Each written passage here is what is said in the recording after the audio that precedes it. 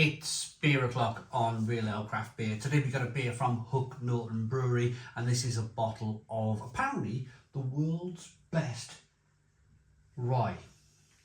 They put it here in bold writing. This could be a World Beer Awards award here.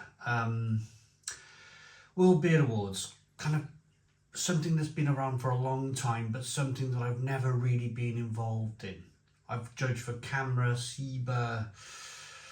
I've judged on the weekend actually for the BJCP, is it? The homebrewers people, the Welsh National Homebrewers. I judged for them on the weekend, and so I've done a lot of the judging now, but never kind of like World Beer Awards. Never kind of like really kind of. I don't even know where it's held. Comment in the comments box. Does it move around? Probably does. Be in the world. This is Norton Brewery Company's Red Rye, 4.7% ABV rye ale, red rye ale, 4.7, 500 milliliter bottle. One of my favourite beer styles in the world. I love red ryes. I love the combination of the hops that smash together with that lovely rye malt, and it's just for me a perfect beer. So I've kind of left it as late as I can. I always leave the best to last. I bought the box of Norton's 12 beers. I've got their black IPA last, and I've left their kind of red rye, their kind of malty big red rye till last but one. So without further ado, let's get this beer out into a glass, see what we get. Here's the bottle top. I've had the beer, you might see the condensation on the glass bottle here. I've had the beer out the fridge now for about 50 minutes. I just wanted it to warm up from the fridge. Got it out from the fridge 50 minutes ago, just to warm up, just to enjoy that complex malt that we're hopefully going to expect here in the beer. Dark brown bottle. Look at that smoke on the bottle opening. The glass is etched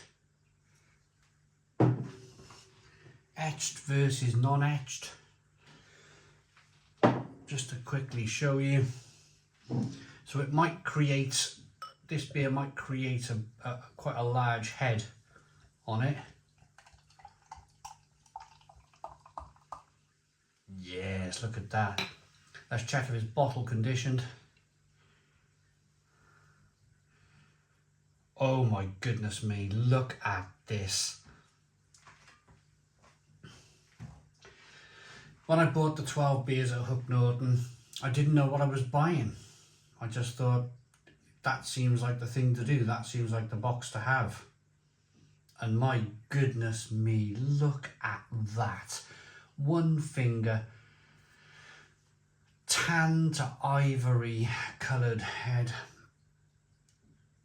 Dark looking, wonderful beer in the glass, nice and hazy, red, dark, hazy.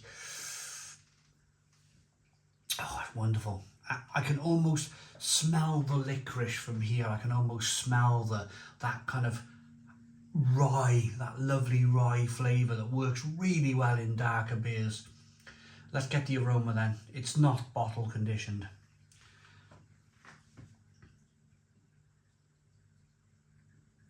Fabulous, absolutely fabulous.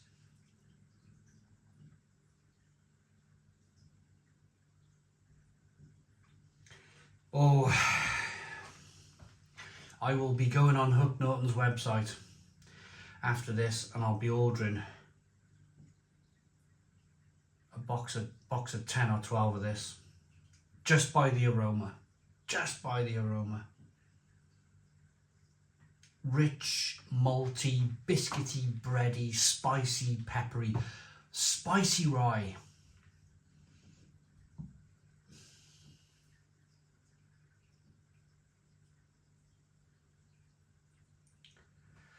A little bit of sweetness. Let's dive in. Cheers, everybody.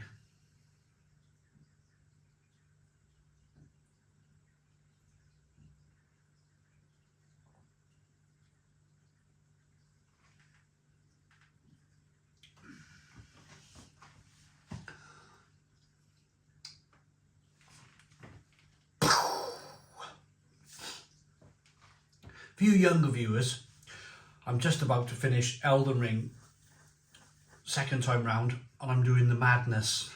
I'm doing the madness ending when he goes rah with his head, and his head goes like explodes. Fire comes out of his head, and you know, mad. And I couldn't think of a more fitting beer to sip on whilst thinking about completing the madness ending on Elden Ring, because this beer just makes my head want to explode in a good way. In a good way of like the amount of flavour in this beer, the layers of flavour in this beer that build up and just, it's so complex. It's so complex. Stone the Crows, what a beer. Brilliant.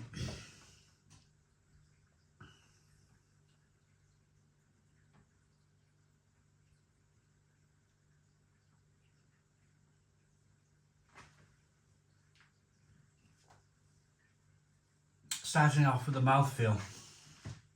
Rich and creamy and luscious. Carbonation pushes the beer around the inside of the mouth, releases more of the flavour. There's touches of biscuit and nuts and breadiness and licorice and spices and pepperiness and unbelievable beer. Sweetness, bitterness, hop flavour crashing into that malt. The hops are crashing into the malt, and there's some New World hops in here without a shadow of a doubt. And I just think that those New World hops marry so well with rye. Red rye beers have always been one of my favourite styles of beer. And the beer that kicked it all off for me, that particular style of beer, slightly different name, but it was Rudgate's Ruby Mild. Rudgate Brewery's Ruby Mild. I remember having a very similar glass of beer where the beer had wonderful lacing on the glass, it had great head retention. Rye is a wonderful thing to brew with. Wonderful thing to brew with. It's a wonderful, look at the beer as I rock it back and forth. Look at the quality of this beer. Yeah, I'm having the same experience as Rudgate's Ruby Mild, and I remember that beer exploding my mind in terms of like, wow, there's so much going on. That is like you could sit and think about this beer for 5 or so minutes in between mouthfuls, just like contemplating the level of flavour, the depth of flavour, the depth of mouthfeel, the amount of things going on. Wonderful beer, wonderful beer, and for me, so much better than wine. This glass of beer here is way more complex than any wine can ever be. And that's including those silly thousands of pounds bottles of wine. Sorry for my slightly flippant comment there, but hey ho. It is what it is. This glass of beer here is way more complex than wine. Beautiful stuff. The layers of flavour, the depth of flavour, the depth of mouthfeel, the carbonation. I'm picking up vanilla right now. I'm picking up a little bit of a roasty, toasty flavour coming through. It's phenomenal. Phenomenal beer. Rich fruity notes of dark fruit with a citrus twist. Red rye at night, drinker's delight. Red rye in the morning, drinker's glory. That's another one. So I'd like to see the hops in here. I'm pretty sure they would be American hops. That's brilliant. That is a brilliant beer. 10 out of 10. 10 out of 10 from Real Ale Craft Beer. Please put your comments in the comments box, subscribe to our daily beer and food reviews, give us a big fat thumbs up. Boom, cheers.